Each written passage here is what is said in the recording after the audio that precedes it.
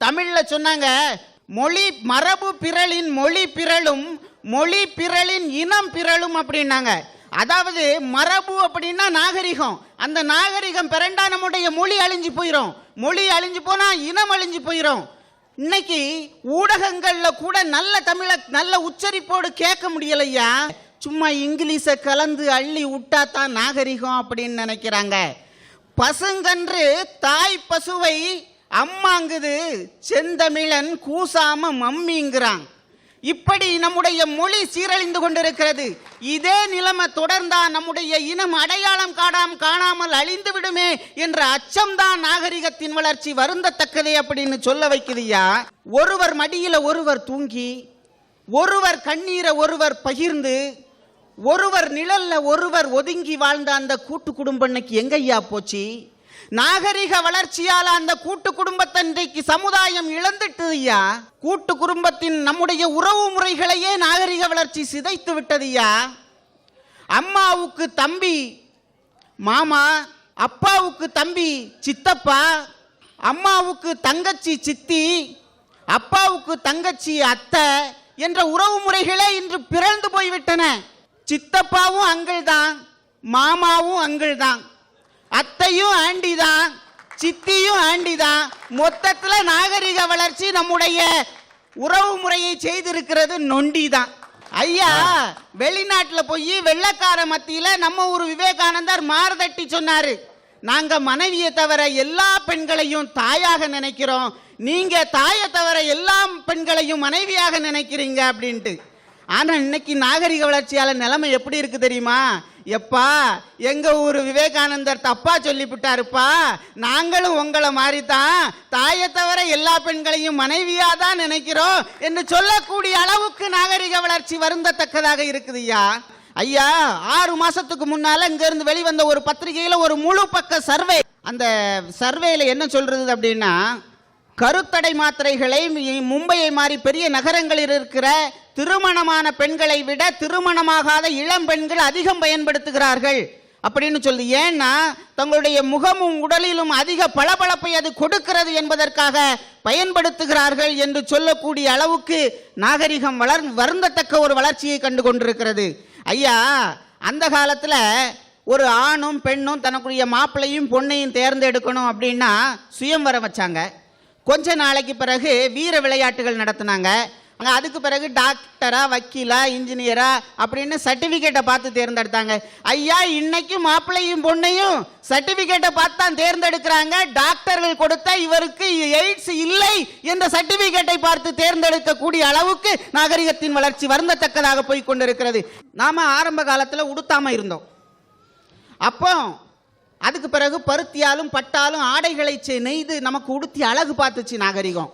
இன்னையில இருந்து ஒரு 200 வருஷத்துக்கு முன்னாடி தமிழ்நாட்டின் தென்கோடியில் இருக்கிற மாவட்டத்தில் ஒடுக்கப்பட்ட பெண்கள் தோல் சீலை போடக்கூடாது, மாறாப்பு தோல் சீலை போடக்கூடாது, அப்போ ஜாக்கெட் கிடையாது, தோல் சீலை போடக்கூடாதுன்னு திருவாங்கூர் சமஸ்தானம் சட்டம் போட்டு வச்சிருந்து, அந்த பெண்கள் தண்ணீர் எடுத்து வரும் பொழுது தண்ணீர் குடத்தை இடுப்பில் வைத்து கொண்டு வரக்கூடாது, தலையில வச்சு கொண்டு வரணும். தோல் சீலை போடாத பெண்கள் தண்ணீர் குடத்தை தலையில் வைத்து கொண்டு வரும்போது கொஞ்சம் கற்பனை பண்ணி பாருங்க, எவ்வளவு கொடுமையான சட்டம் அது. கற்பனை பண்ணுன்னே சொல்லாதீங்க, அவனோட சிந்தனை வக்கரமான சிந்தனை, அக்கிரமமான சிந்தனை, கொடுமையான சிந்தனை. அவனிடம் இருந்தது கொடுமை. காரணம், அன்றைக்கு நம்முடைய மக்கள் படுத்தப்பட்டார்கள், அடிமை. அந்த பெண்கள் மார்பகம் வைத்துக் கொள்வதற்கு கூட திருவாங்கூர் சமஸ்தானத்திற்கு வரி கட்ட வேண்டிய கொடூரம் அரங்கேறி கொண்டிருந்துச்சியா. அதை அந்த வரி கட்ட முடியாமல் எத்தனையோ என்னுடைய ஏழை பாட்டிகளும் பூட்டிகளும் தன்னுடைய மார்பகத்தை அறுத்தெறிந்த அவலங்கள் அரங்கேறி இருக்கின்றன. அப்படிப்பட்ட சூழ்நிலையில தான் ஐயா வைகுண்ட சுவாமிங்கவர் தோன்றி அந்த ஒடுக்கப்பட்ட மக்கள் எல்லாம் ஒன்று திரட்டி அந்த அரசாங்கத்துக்கு எதிராக போராட்டம் நடத்தினார். அத்தனை பெண்களின் தோள்களிலும் தோல் சீலை வந்து விழுந்தது சமத்துவத்தின் அடையாளமாக.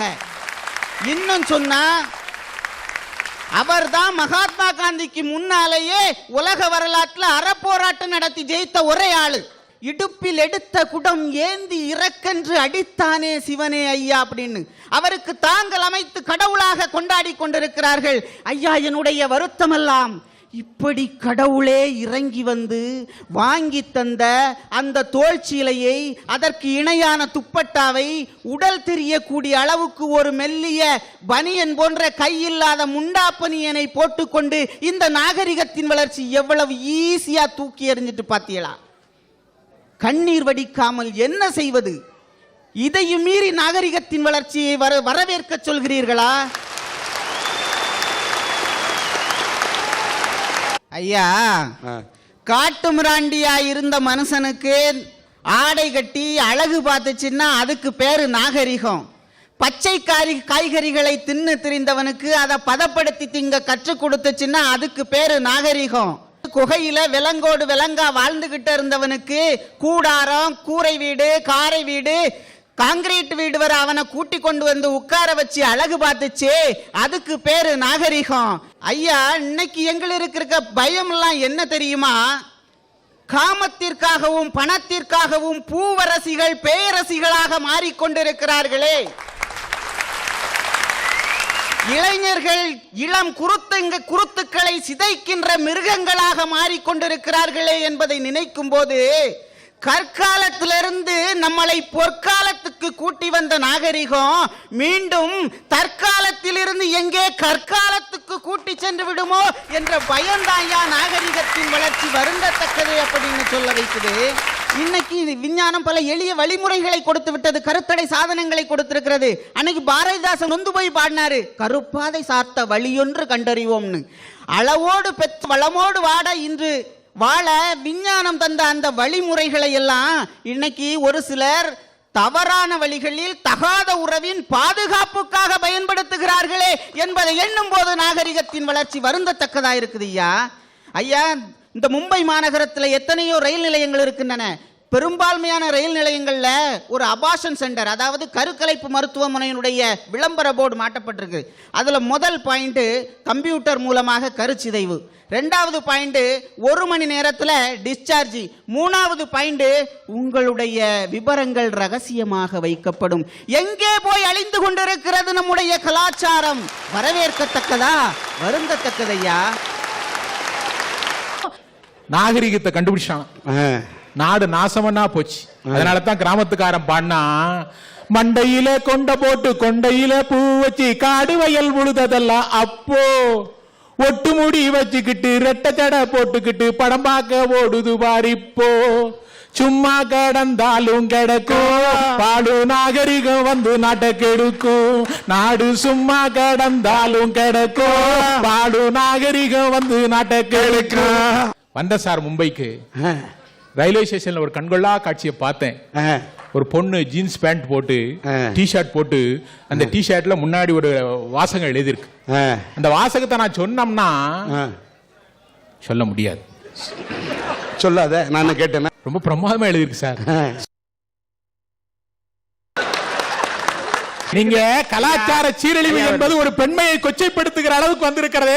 இதை வெட்கமில்லாமல் அந்த பெண்ணும் போட்டுக்கொண்டு திரிகிற போது, இந்த நாகரிகத்தின் வளர்ச்சியை பார்க்கிற போது, இந்த சமுதாயம் போகிற பாதை எங்கே என்ற வேதனையோடு கேட்கிறேனே தவிர பெண்மையை கொச்சைப்படுத்துவதற்காக கேட்கவில்லை. சார் மதுக்கடையில உட்கார்ந்துக்கிட்டு பாடிட்டு இருக்கான் சார் ஆம்பளை, கிண்ணத்தை ஏந்துகிறேன்ட்டு பாடுதான் தெளிவா. நானும் கேட்க, பையன் நல்லா பாடுவான் உங்களுக்கு. எனக்கு ஒரு சந்தோஷம் என்னன்னா, பாட்டில போட்டா தான் பாடுதான், பாட்டில போடாட்டியும் பாடுதானே, பாடுறான் போல நினைச்சு அவன் பாடுதான். ஒரு கிண்ணத்தை ஏந்துகின்றேன், ஏன் ஏன் ஏன். நான் கிட்ட போனேன், ஏம்ல துட்டு இல்லன்னு, குடிக்கிறதுக்கு கையில காசு இல்லங்கிறதுக்கு வருத்தப்படுறாயா, அங்க ஒருத்தன் கஞ்சி குடிப்பதற்கு வழியிலே என்று கதறி கொண்டிருக்கிறானே. இந்த நாகரீக மோகம் என்பது இந்த நாட்டை சீரழித்துக் கொண்டிருக்கிறது. இன்னொன்னு யோசித்து பாருங்க, அந்த காலத்துல பெண் என்பவள் 6 அடி கூந்தல் அப்படியே அள்ளி முடிச்சு அப்படியே 3 வகுடு எடுப்பா சார். நடுவில் கொஞ்சம் முடி, அதான் பெண். இந்த பக்கம் கொஞ்சம் முடி, அந்த பக்கம் கொஞ்சம் முடி. இது வந்து பிறந்த வீடு, இது வந்து புகுந்த வீடு. அந்த பெண்ணு பிறந்த வீட்லயும் புகுந்த வீட்லயும் வாழணும்னு அர்த்தம். என்னன்னா அப்படி இப்படிமா இருக்கணும். ஆனா நம்ம ஆளு கரெக்டா இருப்பா, அங்க 6 மாசம் இங்க 6 மாசம், இவன் தெருவில் நிக்கணும். அந்த கூந்தல் என்பது இன்னைக்கு காணாம போயிடுச்சு சார். என் வீட்டுக்காரெல்லாம் குளிச்சான்னா தலையை பின்னவே மாட்டேக்கா, அவ்வளவு முடிய அள்ளி நடு மண்டையில வச்சுக்கிட்டு நாய்ப்பல்ல மாதிரி ஒரு கிளிப்பை கண்டுபிடிச்சிருக்கான். அதை மாட்டிட்டு நடு வீட்டுல பேய் உட்கார்ந்த மாதிரியே உட்காந்துருக்காயா. நான் கேட்டேன், ஏமா தலையை பின்னா? அதெல்லாம் பின்னக்கூடாது தான், அவுத்து போட்டி இருந்தா தான் பேஷனு. நானும் இதே மாதிரி கூந்தலை தேடினேன் சார். தேடுவாரு, இல்லாத எப்படி தேடுவாரு? 6 அடி கூந்தல் உள்ள பொண்ணு தான் வேணும்னு எங்க வீட்டுல சொன்னேன். எங்க அம்மாவும் பார்த்து கெட்டி வச்சுட்டாங்க. ஃபர்ஸ்ட் நைட் அன்னைக்கு போனேன், எங்க மனைவிட்ட கேட்டேன், உன்னுடைய இருக்கிறதுலே உன் கூந்தல் தான் அழகு அப்படின்னு சொன்னேன். இந்தாங்க அப்படிங்கன்னு கலத்தி தந்துட்டாயா. கொடுமை இல்லையா? நடை உடை பாவனை என்பது ஒரு பெண்ணை அசிங்கப்படுத்துவதற்கா இல்லை அழகுபடுத்தி காட்டுவதற்கா சார்? அதனால் இன்று இருக்கிற நாகரிகம் என்பது வளர்ச்சி அல்ல, அதிர்ச்சி அதிர்ச்சி அதிர்ச்சி. நாகரிக வளர்ச்சி மனிதனை எங்கே மிருகமாக்கி விடுமோ என்கின்ற பயந்தாயா எனக்கு. ஐயா, மகாராஷ்டிராவில் அன்னைக்கு வீர சிவாஜி வீரர்கள் பக்லோகான்ங்கிற மன்னர் மீது போரிட்டு வெற்றி பெற்றாங்க. வெற்றி பெற்றவுடன் அவனுடைய வீரர்கள் அங்க போய் அந்த நாட்டுடைய அந்தர்புரத்துக்கு போய் அவனுடைய மனைவியை அழைச்சிட்டு வந்தாங்க, பேரழகி. அந்த அழகியை கொண்டு வந்து சிவாஜி மன்னரிடம் நிறுத்தினாங்க. ஐயா, இந்த உலகத்திலே பேரழகி இவளை நாம் கொண்டு வந்திருக்கிறோம், நீங்கள் எடுத்துக்கொள்ளுங்கள், உங்கள் அந்தப்புரத்தில் சேர்த்துக் கொள்ளுங்கள் என்று சொன்னான். உடனே சிவாஜி பார்த்தாரு, ஆமா அழகிதான், மிகப்பெரிய அழகி. இப்பேற்பட்ட அழகிக்கு நான் மகனாக பிறந்திருந்தால் நான் இன்னும் அழகாக இருந்திருப்பேன்னு சொன்னார் ஐயா. அப்படிப்பட்ட மண்ணில் இன்றைக்கு சாயங்காலம் ஆனா எப்படி ஆடுது தெரியுமா? இப்படி ஆடுது ஐயா. அதுதான் ஐயா எங்களுக்கு பயம். இது மட்டுமா ஆடுது? தமிழ்நாடு கூட தான் டாஸ்மாக்ல ஆடுது. ஐயா, ஒரு 10-25 வருஷத்துக்கு முந்தி கல்யாணம் முடிஞ்ச ஒரு ஸ்கூட்டர் வாங்கி கொடுப்பாங்க அந்த பொண்ணு வீட்டுக்காரங்க. எதுக்கு? தன்னுடைய பிள்ளை கணவன் வீட்டுக்கு போயிட்ட பிறகு வீட்டுக்குள்ளேயே முடங்கிட கூடாது, அப்படியே ஹாத்தாட சுத்திட்டு வரணும்ங்கிறதுக்காக. அந்த ஸ்கூட்டருக்கு பின்னால அரை அடிக்கு பின்னால அரை அடி தூரத்துல வந்து ஒரு சீட் இருக்கும். அந்த சீட்ல இவர் படம் பார்க்க போனோம்னா, ஏடி இன்னைக்கு படம் பார்க்க போனோம் வாடின்னு கூப்பிடுவாரு. ஆவா சீவி முடிச்சு சிங்காரிச்சு அப்படியே வருவா பாருங்க. ஒரு புறம் பார்த்தால் மிதிலையின் மைதிலி, மறுபுறம் பார்த்தால் காவிரி மாதவி, முகம் மட்டும் பார்த்தால் நிலவின் எதிரொளி, முழுவதும் பார்த்தால் அவள் ஒரு நமிதா நமிதா நமிதா. நெத்தியில வைக்கிற குங்குமம் உனக்கு எதுக்கு நெஞ்சத்துல நமிதாவோட சங்கமம்? ஒரு சின்ன பையன், வயசு பையன், அவன் ஏதா நமிதான்னு நினைச்சான்னா பரவாயில்ல, நீ எதுக்கு நமிதால நினைக்கிற? இல்ல நான் இப்ப நினைச்சோம்னா அதுல நியாயம் இருக்கு. உனக்கு தலையில முடியே இல்ல, உனக்கு என்னையா முடியலன்னா எனக்கு சேர்த்து நமிதா வச்சிருக்காள்ல. ஐயா, அவர் திருநெல்வேலியில இருந்து வந்தாரு. அவர் கேட்டாரு பாருங்க என்கிட்ட, அண்ணாச்சி இங்க டான்ஸ் பார் இருக்குமாமே, டான்ஸ் பார். சாயங்காலம் கேட்கிறாரியா ஒரு கேள்விய. நான் கேட்கலண்ணே, வந்தோன்னா அவர் சொன்னாரு பாம்பேல என்னெல்லாம் பாத்தீங்கன்னாரு. கேட்வே ஆஃப் இந்தியா பார்த்தேன், அங்க போனேன் இங்க போனேன்னு. முக்கியமான இடத்தை விட்டுட்டேன்னு முக்குனதே அவர் தான். கரெக்டா ஒரு நேம் எதுனா உட்கார்ந்து செட்டப் தானா. நமக்கு எப்பவுமே சனி பார்வை உண்டு. உனக்கு சனி பார்வை, டிஆர் பார்த்தா அது தனி பார்வை. அந்த ஸ்கூட்டர்ல அந்த அவர் கூப்பிடுவாரு, படம் போட நேரம் ஆயிட்டு தாயி வாதாயி. இந்த அம்மா மெதுவா ஆடி அசைஞ்சு வந்து அந்த வெக்கத்தோட அந்த ஸ்கூட்டர்ல உட்காருவா. ஏங்க இன்னைக்கு இந்த மாதிரி இளைஞனான வாலிப பண்ணிட்ட கேட்டு பாருங்க, வெக்கன்னா எந்த கடையில கிடைக்குன்னு கேட்காங்க. வண்டி போய்கிட்டே இருக்கு, மனசுல அந்த வண்டி ஓட்டிக்கிட்டு போறவன் என்ன நினைப்பான் தெரியுமா? பாவி சண்டாளன் ஸ்கூட்டரை வாங்கி கொடுத்து இவ்வளவு தூரத்துல வச்சுட்டானே இடைவெளிய, சரி ஒரு பிரேக்க பிடிச்சு பாப்போம்னு ஒரு பிரேக் அப்படியே போடுவார் பாருங்க, அவ அப்படி லேசா போய் இடிப்பா. அப்படியே அந்த வெக்கத்தை அவர்கள் பார்க்கின்ற பொழுது எனக்கும் ஆசை வந்துடுங்க, எனக்கும் ஒரு ஸ்கூட்டர் கிடைக்காதா, எனக்கும் இதே மாதிரி ஒரு பொண்டாட்டி கிடைக்காதா, நானும் லேசா லேசா இடிக்க மாட்டானா? இன்னைக்கு அந்த நிலைமை இருக்குதா ஐயா இந்த மண்ணில?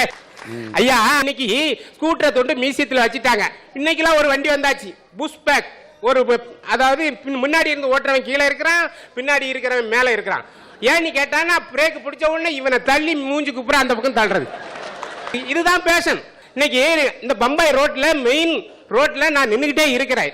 ஒரு 2 பேர் வர்றாங்க, லவ் ஜோடி போல் இருக்கு, அப்படியே கட்டி பிடிச்சிருக்காரு 2 கையையும். முன்ன இருந்து ஓட்டுற காதலன் எப்படி சார் வண்டி ஓட்ட முடியும்? இப்படி பிடிச்சிருந்தா இவன் ஸ்டீரிங்கை எப்படி திருப்புறது? வேகமா போயிட்டு இருக்கும் போது அப்படியே சிக்னல் விழுது, பிரேக்க பிடிக்கிறான். இந்த அம்மா அந்த அம்மா மேல ஒரு ஜம்ப் பண்றாங்க. பண்ணுகின்ற போது அவ மேல போட்டிருக்க டி ஷர்ட் மேல போகுது, கீழே போட்டிருக்க ஜீன்ஸ் கீழே போகுது ஐயா.